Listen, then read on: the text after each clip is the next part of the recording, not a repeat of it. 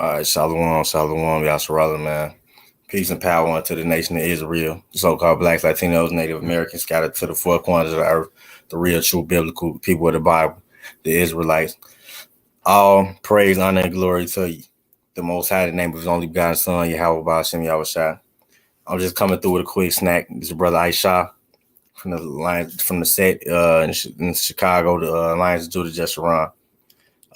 Coming through with a quick snack on the Gentile breakdown. This is just strictly for people that we've been passing out flyers to. They probably ain't tuned into our channel, like new subscribers.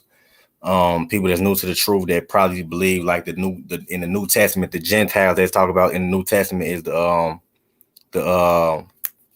Gentiles that's talking about that could be saved in the New Testament are like actual like other nations that's outside of Israel.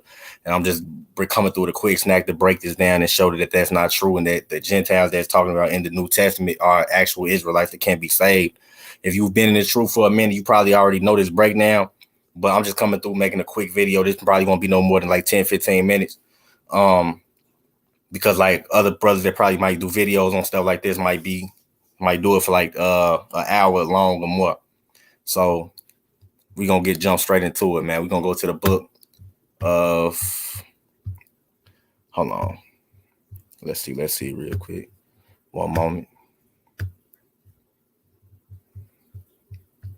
My screen is here. Okay, we're gonna go to the book of 2 Kings, chapter 17.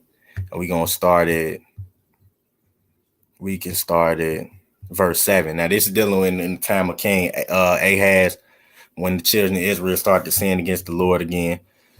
We're going to start at verse 7. It reads, so it was that the children of Israel had sinned against Yahweh their power, which had brought them up out of the land of Egypt from under the hand of Pharaoh, the king of Egypt, and feared other gods. So this is when Israel started to fear other gods and serve other gods, like how people doing right here in America. Our people into Baphomet. They suddenly so worshiping Baphomet. They worshiping Allah, that black rock. And that's where you get black stone from here in Chicago too. They worshiping white Jesus. Some of our people into Buddhism, all type of stuff. So our people always been into worshiping idol gods. But like nowadays, in the time frame we in right now, it's more Judah than the Northern Kingdom. But this is the time when the Northern Kingdom split from Israel. Verse 8, and walk in the statues of the heathen, whom Yahweh cast out from before the children of Israel, and the kings of Israel, which they made. So the Most High cast these people from among us so that we wouldn't go after their ways, because Israel is a hard-headed nation. But we went after their gods anyway, just like our people are doing to this very day. Verse 9, and the children of Israel did secretly those things that were not right against the Lord, Yahweh their power. So our people was doing this in secret. They thought they were sneaky with it. You know what I'm saying? Like our people was doing stuff in the dark, thinking that the Most High wasn't seeing it, but He was seeing it all. And they built them high places in all their cities, from the tower of the watchman to the fenced city. And they set them up images and groves in every high hill and under every green tree. So they was putting like false images everywhere, whatever they was at. You know what I'm saying? Like greatly worshiping false idols, man. Just like they was worshiping that golden calf in Egypt. Verse 11, and there they burnt incense in all the high places, as the heathen did, as the heathen whom Yahweh carried away from before them, and wrought wicked things to provoke the Most High to anger. So our people was following after the ways of the heathen, just like how our people was into Buddhism right now. That's an Arabs man religion, but our people follow after that, and the Most High is angry because of that. Just like our people into white Jesus, the white man believes in white Jesus. Some of our people was even into Buddhism, believe it or not, man. That's a Chinese man's religion. Verse 12, for they served idols, wherefore Yahweh had said unto them, ye shall not do this thing. Yet Yahweh testified against Israel and against Judah. This is talking about Israel and against Judah. So this is going into the northern kingdom. Yahweh testified against Israel, the northern kingdom, and against Judah, the southern kingdom, by all the prophets and by all the seers, saying, turn ye from your evil ways and keep my commandments and my statutes according to all the law which I command your fathers, and which I sent you by my servants the prophets. So the Most High so merciful. He saw the wickedness our people was in, and he even said, man, look, stop doing it. Stop going out these other gods, man. Turn away from this. So our people, like the Most High, they just show you how merciful the Most High is, man. Because even in this time period where we was closer to the Most High, it was less. I'm sure it was less atheists on the planet. I'm sure it was most of our people that knew that the Most High exists. All that he even told our people, turn away from your wicked ways, and our people still didn't want to do it. And we're going to get into that. Verse 14. Notwithstanding, they would not hear, but harden their necks like to the neck of their fathers. So our people was always been a stiff-necked people. You know what I'm saying? Like in the time of Moses, he said, even told the Most High, this is a stiff-necked people I'm dealing with. When you read into the book of Deuteronomy and stuff like that, we're going for like our people worshiping that golden calf and asking for a God to worship, even though the Most High was delivering us out of Egypt. He said we had but harden their necks like to the neck of their father. So our people hard-headed to this very day, just like our forefathers was back in the day, and that's why we're in the predicament that we're in right now. They did not believe in Yahweh their power, and they rejected his statutes and his covenant that he made with their fathers and his testimonies, which he testified against them. And they followed vanity and became vain and went after the heathen that were round about them, concerning whom Yahweh had charged them that they should not do like them. So all the heathen that was surrounding us, we went after their ways, just like how we doing today, which is why you got our people into Christianity, Buddhism, Islam. You got our people selling their soul to be rich, worshiping Baphomet, etc.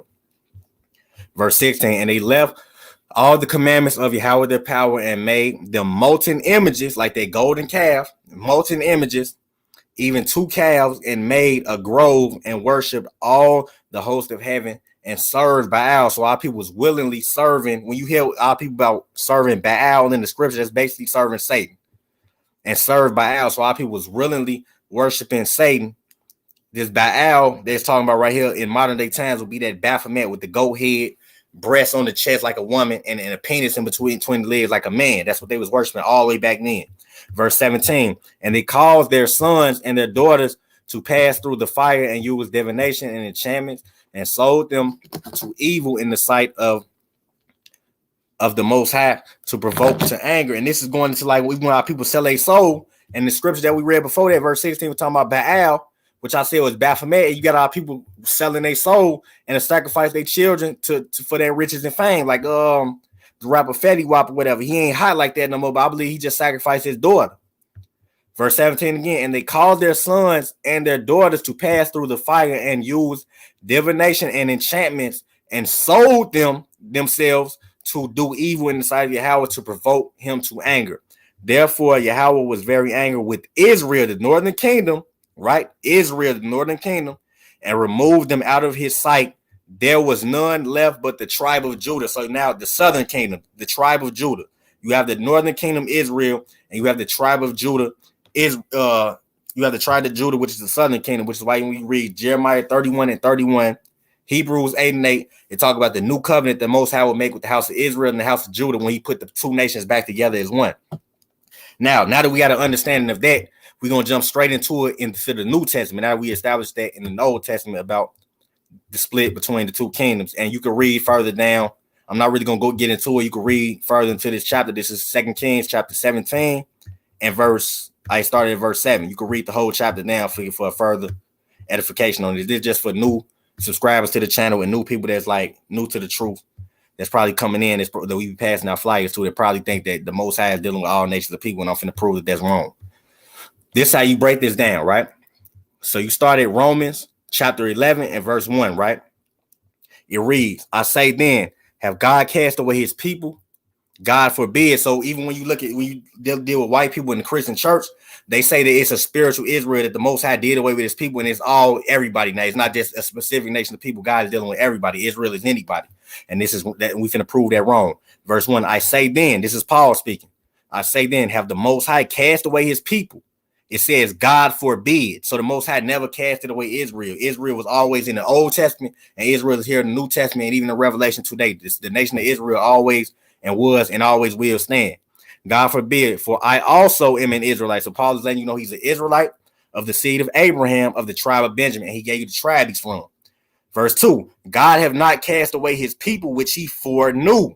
Now, what do it mean when it's saying he foreknew these people? It's talking about the people that he knew all the way in the time of ancient Egypt. When you read the Bible, whenever it says that the Most High delivered the children of Israel out of the land of Egypt, out of the hand of Pharaoh, that's what that's talking about.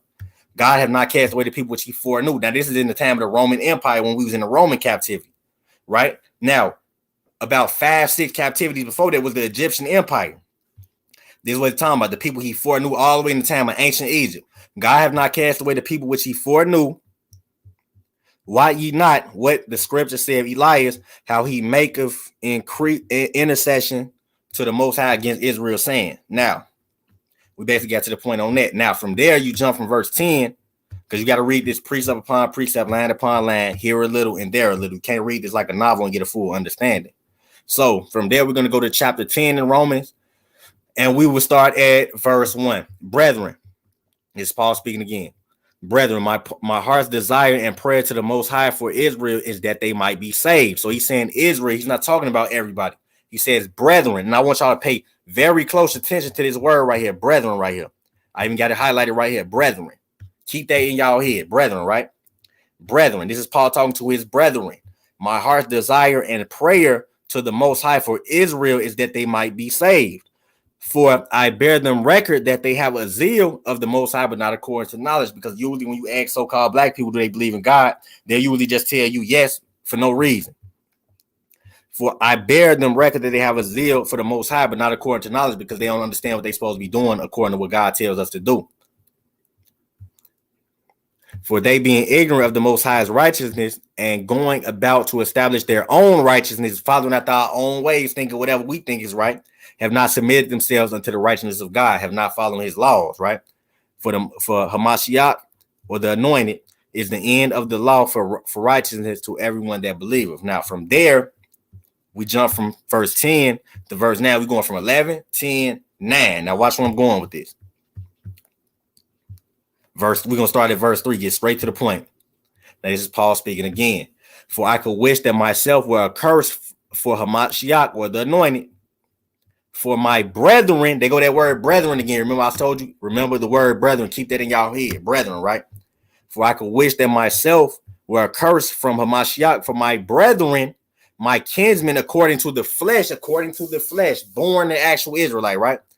Who are Israelites. So, verse 3 again. For I could wish that myself were accursed from Hamashiach, for my brethren, my kinsmen, according to the flesh, who are Israelites. So, now that we read that, whenever we hear Paul speaking in the New Testament about his brethren, who is he talking about? Paul's brethren equals the Israelites, right? Because we just read it. He said his brethren and his kinsmen according to the flesh are Israelites. Who are Israelites? Read. To whom pertaineth the adoption, because the Most High is the one that chose us, and the glory, because we will receive the glory in the end, and the covenants, the old and the new covenant, and the giving of the law that was given to Moses to give to the children of Israel, and the service of the Most High, because we are the only people that can truly serve him, and the promises, because we promised the kingdom. Who are the fathers of, and of whom concerning the flesh Hamashiach came. So he said he came for the Israelites. Hamashiach came for the Israelites. Yahweh Shah, who is over all. God bless forever. Amen. So boom. So now that we established that Paul's brethren and his kinsmen are Israelites, whenever we hear Israelite, whenever we hear the word brethren in any verse in the New Testament dealing with Paul, who is he talking about? He's talking about Israelites, even if he don't say it. If it says brethren, he's talking to Israelites. Right? Now, this is the nail on the head right here. And then we're going to close this out, man. I'm just doing this a quick video for the new subscribers and people that probably don't understand this. Because certain people do hour videos on this in 2 hours going into this. You could do it in about 10 minutes. Right? Now, watch this. This is Paul speaking again. This is in the book of 1 Corinthians, chapter 12 and verse 1. Now concerning spiritual gifts, brethren. They go to the word brethren again. Once again, who is Paul's brethren? We're going to pull it up over here. We're going to put it right up over here. Because I want people to thoroughly get this, because there's still people for some reason in this truth that don't even understand this for some reason. And even for the new subscribers that probably ain't probably just new to this, man. Verse 3, for I could wish that myself were accursed from Hamashiach, for my brethren, my kinsmen according to the flesh, who are Israelites, right? So when we hear Paul speaking about brethren, he's talking about Israelites. 1 Corinthians 12:1. Now concerning spiritual gifts, brethren, I would not have you ignorant. Ye know that ye were Gentiles. So he's literally calling his brethren. He said his brethren was Gentiles, right? But who was his brethren? Israelites. So he's literally calling Israelites Gentiles in the New Testament. And when it's talking about Israelites that can be Gentiles that can be saved in the New Testament, that is talking about Israelites. When it says there is neither Greek nor Jew, when white people say this, they think that Greek word is talking about them, and they think Jew is talking about an actual Jew. But when was an actual Chinese person or an Arab person or an East Indian ever called themselves a Greek? Never. White people were actually actual Greeks, but you had black people living in the Greek Empire and the Roman Empire that were referred to that, just like we refer to as African Americans today in America, to the Americans. Verse 2, ye know that ye were Gentiles carried away unto to these dumb idols, even as you were led. And that's what we was just reading about. Hold on, let me go back. Salakia, let me just go back. Stay where y'all at, man, because I know a lot of people got short attention spans. Y'all to run somewhere for whoever probably tuning in. Hold on. Where is that, man? Come on now. 2 Kings 17. Hold on real quick. Okay, go to the whole chapter. Verse 7, 2 Kings, chapter 17 and verse 7 in the time of King Ahaz. For so it was that the children of Israel had sinned against Yahweh their power, which had brought them up out of the land of Egypt from under the hand of Pharaoh, the king of Egypt, and has feared other gods. You see? And walked in the statue of the heathen whom Yahweh cast out from before the children of Israel, and of the kings of Israel which they had made. So it says, ye know that you were Gentiles carried on away into these dumb idols, and that dumb idols is the false gods that we were worshiping in the time of King Ahaz and 2 Kings, even as ye were led, just like we doing to this day, worshiping the white Jesus, Christianity, the wood, or worshiping that Allah, that rock, or the stone with Islam, or even Buddha. Our people went to Buddhism, or selling their soul worshiping the Baphomet. So Paul's brethren, the brethren equals Israelites. And that is who the Gentiles they're talking about that can be saved in the New Testament are. This is just a quick snack, a little quick video. I wasn't making this too long at all. This is just for the newcomers and the people that's probably new to the truth. You know, we pass out the flyers too that probably might click on the channel like, man, what they talking about? Shalom, Sister Daquita. It's just for the newcomers and the people that's you know, they don't know what's going on, and the people that we pass the flyers out to that, you know, that don't know what's going on as far as like with the Gentiles. People, oh no, the Gentiles can be saved. The Gentiles that he's talking about in the New Testament are Israelites, and I just proved that. So with that being said, that was just a quick snack for the people that probably don't know what's going on. You might want to read if you came late to the video, you might want to start from the beginning and read it all the way through. You know what I'm saying? Go forth, Shalom. You know, a yonder bar, that means thank you. That means I think that's how you say thank you in Hebrew. Shalom. No, shalom is how you say no. The water is how you say thank you. You're welcome is how you say a yonder bar. Salaki, my fault. But yeah, man, I'm going to close it out. This is just a quick snack for the people that don't know. Once again, man, if you was late to the channel, it's only 18 minutes, 18 minutes and 47 seconds. Go back to the beginning of the video. I thoroughly broke it down for you. Certain people that be in other channels will break this down for an hour long or 2 hours. I just did it in 20 minutes. So, you know what I'm saying? Shalom to the few people that tuned in. This brother Aisha from the Lions of Judah, set here in Chicago. You know what I'm saying? Keep y'all head up, man. You know, we in the last days. It's been blood moons everywhere. You know what I'm saying? As we've been sharing on the channel, it's been real red bloody moons, man. We want to repent and try to, you know what I'm saying, strive to the best of what we can. So with that being said, man, thanks for everybody that tuned in, and appreciate y'all for supporting the channel, man. The water, all praise, honor, glory to you. How about Shem Yahweh Shai? Shalom, everybody.